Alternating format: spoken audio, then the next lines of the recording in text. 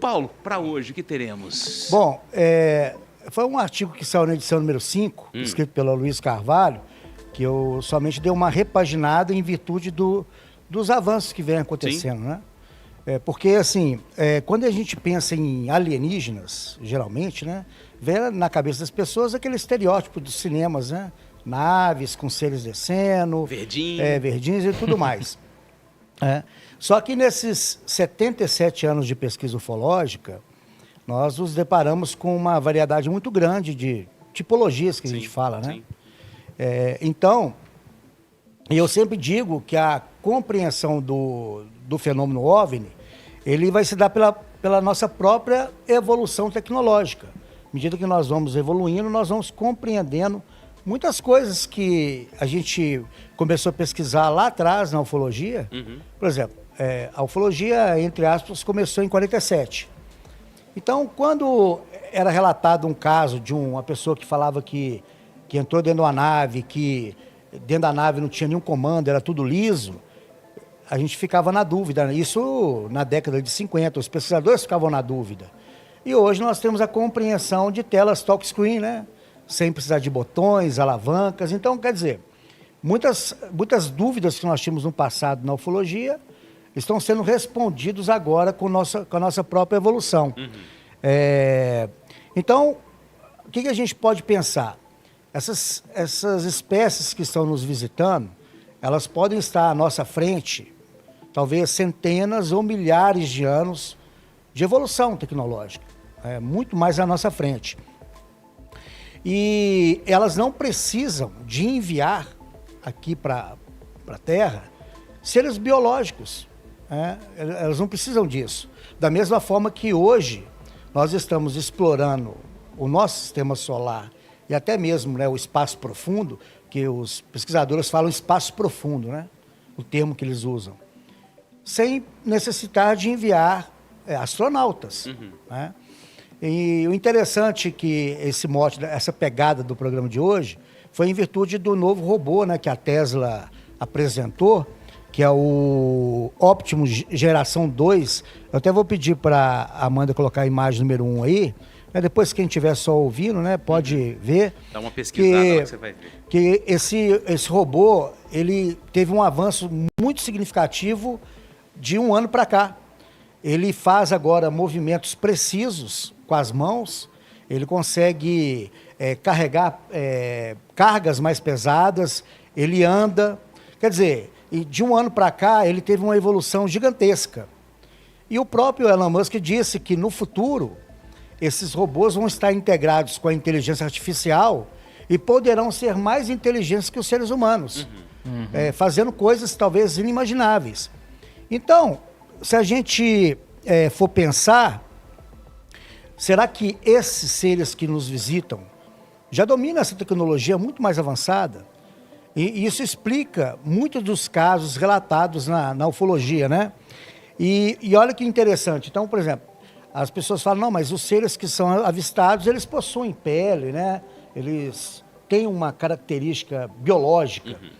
Mas aí, eu pesquisando, os cientistas lá do Japão, eles estão desenvolvendo uma pele baseada na pele humana para revestir esses robôs. Para quê? Para que no futuro eles não tenham um impacto muito grande para as pessoas.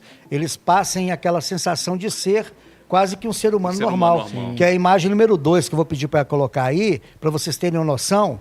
É uma imagem de um dedo robótico em que ele foi revestido com uma membrana que foi feita a partir da pele humana. E o mais interessante, né, que a pele humana, ela consegue se regenerar. Quando você corta, ela se regenera.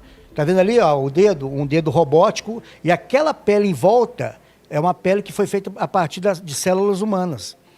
E eles conseguiram fazer com que ela se regenere igual a pele humana. E eles estão já fazendo testes para que elas tenham pelos, né, e até mesmo glândulas, né, de suor para o futuro. Olha para você ver que evolução que nós estamos tendo, não é em pouco tempo, né? Mas se você for ver dentro da escala robótica, é muita coisa. É muito grande. Paulo, estou vendo aqui as evoluções do Optimus da geração 1 para a geração 2 agora. dentre várias outras evoluções, tem aqui, ó, sensor de força, o torque no pé, seções articuladas dos dedos, então tem articulação nos dedos agora, tem uma geometria, a mesma geometria do pé humano. Então, justamente, é a reprodução do pé humano. Redução do peso total de 10 quilos, aumento de 30% na velocidade de caminhada, ou seja, ele está mais rápido, melhor equilíbrio e controle de corpo inteiro, mãos novas e mais rápidas e detecção tátil em todos os dedos. Então já tem sensibilidade ali, já detecta através dos dedos e a manipulação agora é delicada de objetos, ele já consegue segurar um ovo. Sim, é um ser humanoide mesmo. Justamente, e o Elon Musk, ele fez um vídeo que ele divulgou no... Agora é X, né? O X. É mais X, né? Mostrando esse vídeo dele pegando um ovo. Então, assim, olha que evolução, como o Antonelli falou. De um ano para cá, já teve essa evolução gigantesca. Sim. Ele tem... E o pescoço dele tem tantos movimentos, liberdade X, de movimento, né? Então, imagina daqui a uma década, se em um ano teve toda essa evolução. Então, nós temos que partir daí. Então, eu acho muito interessante, porque, por exemplo, na imagem número 3, que são os drones subaquáticos, porque os drones que voam, eles são limitados a um formato, que são ali as hélices, né? Então, você não consegue fazer um drone muito diferente daquilo. Sim. Já os drones submarinos, eles podem ter vários formatos para determinados tipos de atuação. Aquele drone ali, ó, é o Elemo, em forma de enguia. Então, ele é usado para poder fazer manutenções em locais de difícil acesso. E esses drones subaquáticos, eles têm de várias formas, de várias. E o mais interessante, eles conseguem agora, antigamente existiam esses equipamentos subaquáticos, só que eles eram operados por cabos, Sim. que limitavam, né, o seu movimento. Hoje não, eles são livres, eles são controlados à distância e alguns deles são recarregados com baterias solares que ficam na superfície e ele sobe, ele recarrega e volta. Ou seja, não precisa nem de ter ali um controle humano diretamente com ele. O que isso tem a ver com a ufologia em si? Esses seres que estão aqui pesquisando no planeta Terra, eles podem já ter todo esse tipo de aparato, o que a gente já vem relatando na ufologia há mais de 70 anos, por exemplo, que são as sondas, aqueles aparelhinhos, aquelas luzes que as pessoas veem no alto da serra, Sim. ou até mesmo dentro de grandes centros, igual o Belo Horizonte mesmo aqui, tem vários casos de sondas. Na literatura ufológica existem vários casos de objetos que saem de dentro das águas. Inclusive aqui teve um programa que eu fiz justamente só sobre esse tema, mostrando o quê?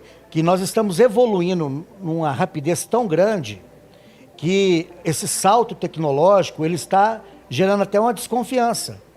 Que tem muita gente na ufologia que tem aquela teoria da conspiração que diz que essas tecnologias são de engenharia reversa, ou seja, que são de tecnologias alienígenas que foram capturadas pelo governo americano e que são estudadas e convertidas para a tecnologia terrestre. Eu, particularmente, não acredito nisso, porque se a gente for parar e pensar, o mesmo combustível que levou o homem à Lua é praticamente o mesmo até hoje, né? O combustível é quase o mesmo. Então, a gente continua precisando de foguetes para romper a gravidade terrestre. Não tivemos evolução, tantas evoluções, Sim, né, Paulo? São evoluções pontuais, né? Mas no caso da astronáutica, nem tanto assim, porque é igual o carro. Hoje mesmo, eu conversando sobre esse tema, aí teve uma pessoa que me questionou, falou, olha, basta você ver o carro. Acho que o primeiro carro tem o quê? 150 anos, mais ou menos? Por aí. Menos, né? Por aí, Mais ou né? menos isso. O Ford Bigode, né? Isso mesmo? Até um pouco antes dele, né? Teve. Então, os primeiros carros eram motor movido a explosão, que é o que hoje são 99% dos carros hoje. Sim.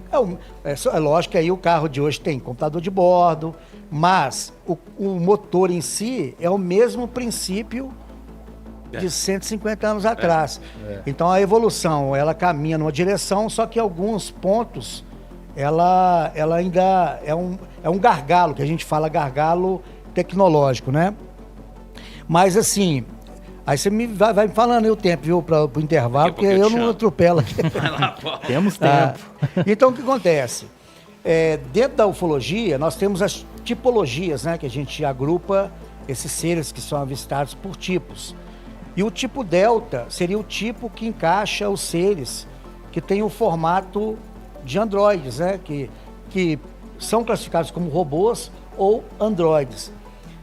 Então, tem vários casos em que esses seres se apresentam de uma forma que você vê que eles não são biológicos, porque são seres que aparentam luminosidade, como foi o caso aqui de Cláudio, né, em 2008, que os militares, os policiais, eles viram seres luminosos, então, dando a entender que talvez não sejam entidades biológicas, né, pode ser uma entidade, um androide, né, uma mistura, uma fusão, né. Tem vários casos em que seres, eles aparentam uma luminosidade nas mãos, nos olhos, dando a entender o quê? Que aquilo ali não é uma criatura biológica, são seres, né? E é o que seria o óbvio, porque seria a maneira mais fácil e sem perigo de uma civilização mais avançada pesquisar outro planeta.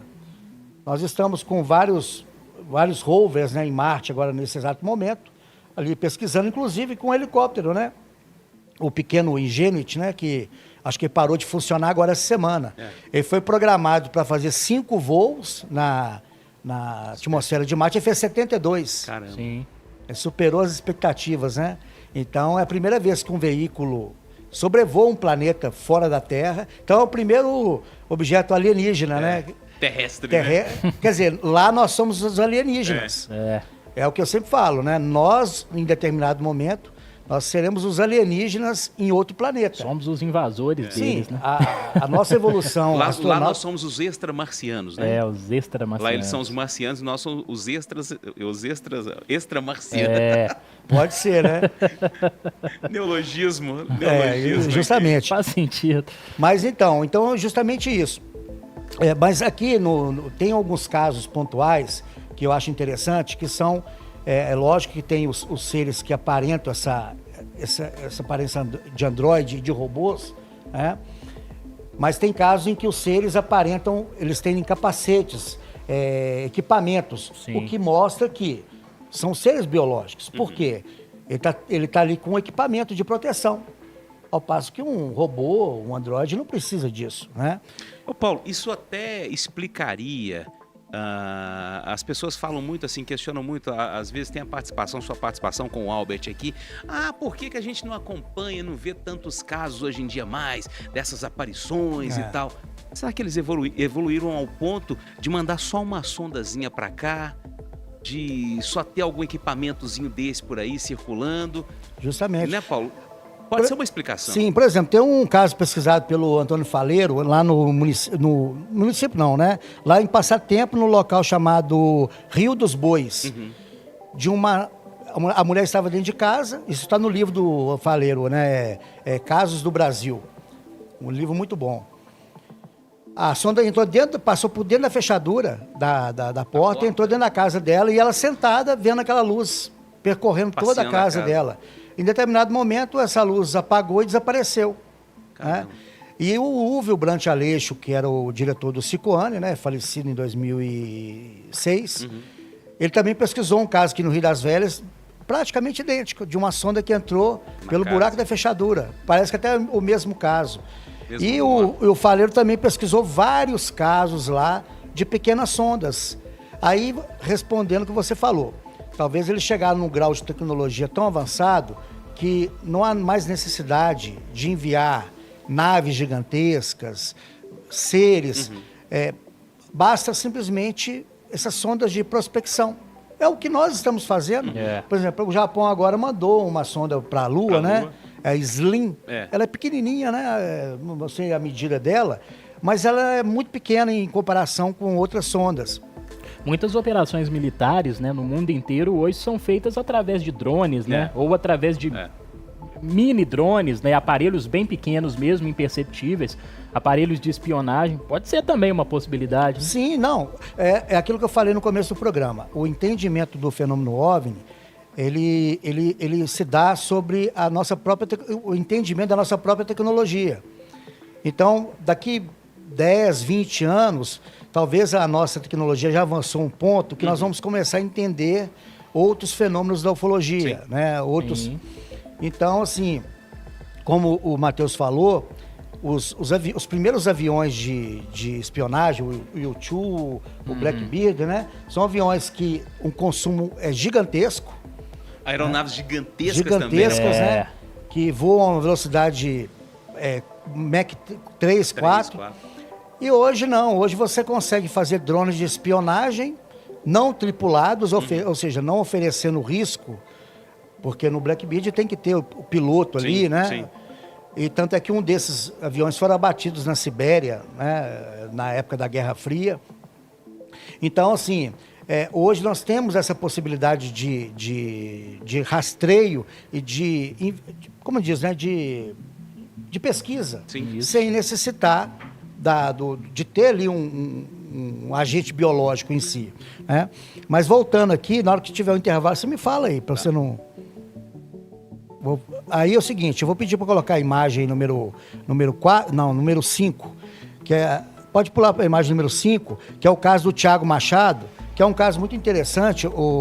Tá vendo? Ali é um desenho do Thiago Machado que aconteceu em 69 em Pirassununga, em São Paulo. Que a nave pousou e desceu da nave 2 seres. Eles estavam com um uniforme, como se fosse um traje espacial mesmo. E ele viu as feições do ser, que eram, segundo ele, eles eram muito feios. E ele foi tirar o maço de cigarro do bolso, o ser estava próximo dele, né? Aí o maço de cigarro caiu no chão, o ser assustou com aquilo, e ele jogou o maço de cigarro pro ser, né?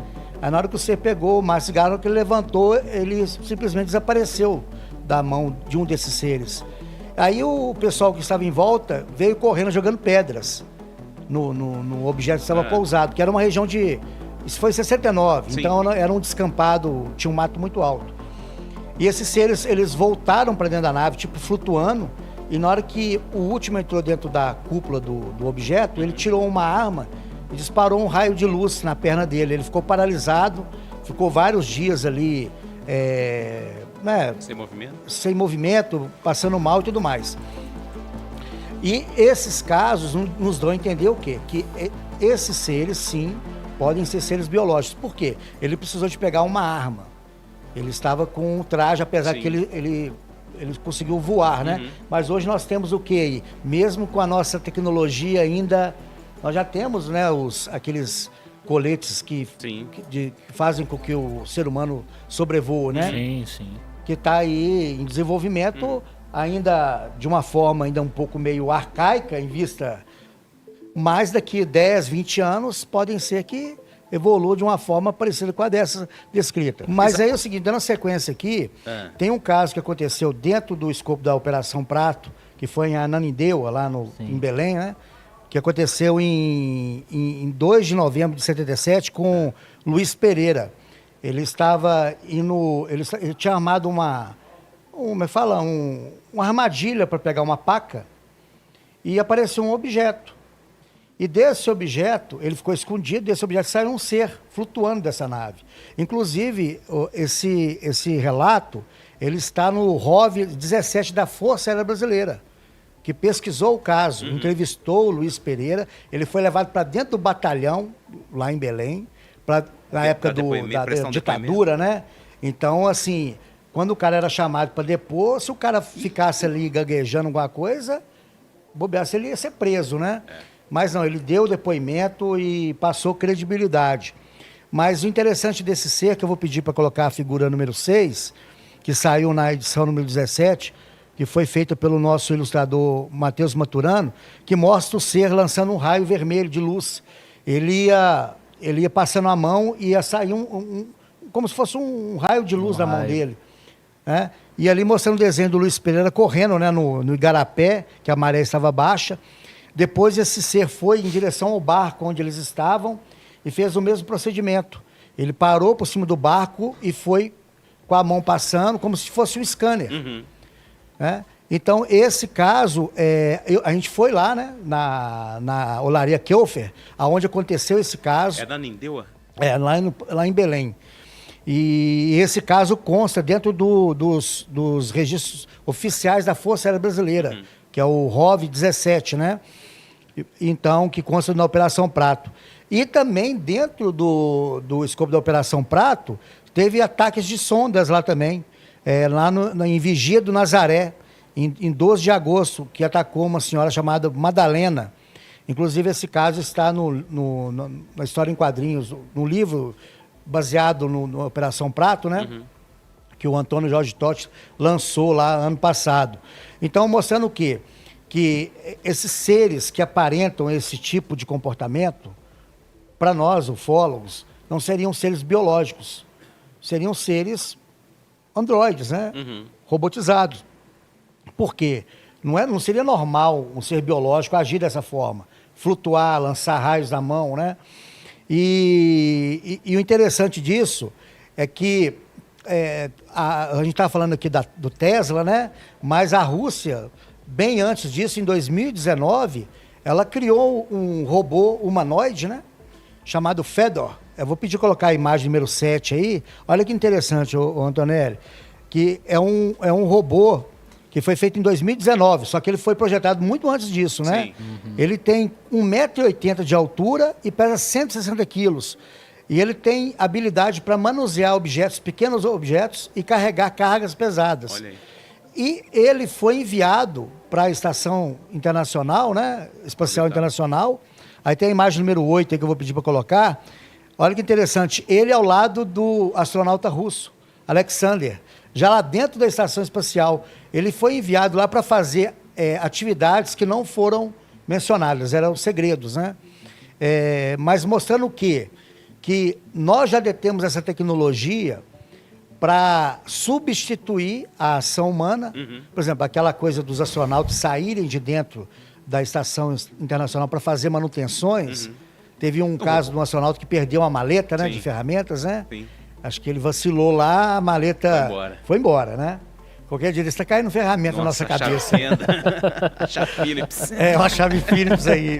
Um alicate, cuidado. Imagina, bem de NASA. Um alicate na cabeça. Então, talvez essa evolução tecnológica dos robôs, né, humanoides, que tem o formato humano, né? Sim. Sejam para substituir o ser humano nessas tarefas arriscadas. Sim. Né? Exato.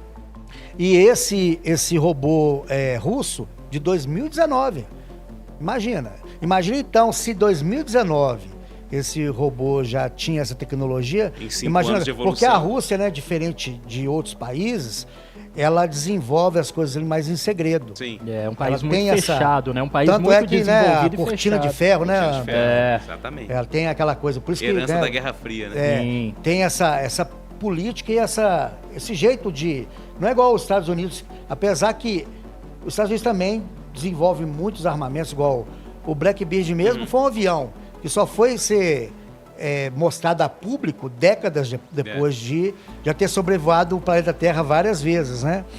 Então, assim... Já até depois que ficou obsoleto, né? Que já vieram os outros, né, o Paulo? Sim, aí veio... Apesar que agora, acho que é o F-35, né, que está substituindo o Blackbird, que são aviões que têm uma tecnologia de ponta muito maior, né, mas que também mantém alguns princípios idênticos ao do Blackbird. Mas você quer fazer alguma pergunta? Não, Paulo, só para esclarecer aqui, os ouvintes mandando perguntas aqui, o Dudu mandou aqui, boa tarde, aqui é o Dudu, por que você não aceita o caso Varginha como real? Ele tá falando pro Albert, não é para você, né, Paulo? Não, é que... Não, mas eu posso responder rapidamente, Responda. O caso Varginha, ele tem muitos pontos interessantes, né? O Matheus é testemunha aqui, que eu já defendi o caso Varginha em algumas pontas, mas ele tem muitas pontas soltas, e até o próprio pesquisador principal do caso Varginha, né? Que é o Birajara Franco Rodrigues, ele veio a público recentemente e falou contra o caso Varginha. Então, quer dizer, o próprio pesquisador que descobriu o caso Varginha. Não é que eu não acredito, mas eu acho que falta muitos elementos ainda para que tenha uma comprovação. São muitos desencontros, né, Paulo? Se for porque parar pra o caso Varginha ele só existe até hoje depoimentos, somente isso. A ufologia ela é sustentada somente por relatos, basicamente, né? Mas em comparação, como eu falei aqui no programa, o caso que aconteceu em Cláudio, Minas Gerais, né, em 2008, em que 6 policiais, eles fotografaram os objetos, eles perseguiram os seres. Houve um blackout na cidade, várias pessoas viram os objetos. É um caso que tem muito mais elementos. Sim. Né? Tem um boletim de ocorrência, tá lá, é só quem quiser ver, tá lá o boletim de ocorrência. E o caso Varginha não tem nada, somente relatos, né? Tem algumas opiniões desencontradas dos militares, né? Como o Major Causa, que diz que eles foram dar apoio a um casal de anões, né? E... Talvez esse deve ser o fato mais mirabolante de toda eu a acho que história. o calcanhar de Aquiles do caso Varginha É isso. seja essa declaração do Major Causa, né? O cúmulo. Então, mas só para assim, a gente finalizar assim, esse pensamento com relação a essa exploração espacial, de que não é necessário enviar elementos biológicos, ao passo que você pode enviar sondas, né? A sonda Voyager mesmo, né? Ela já saiu do sistema solar, ela já percorreu acho que mais de 50 bilhões de quilômetros, né? E acho que ela está há 45 ou 46 anos já no espaço.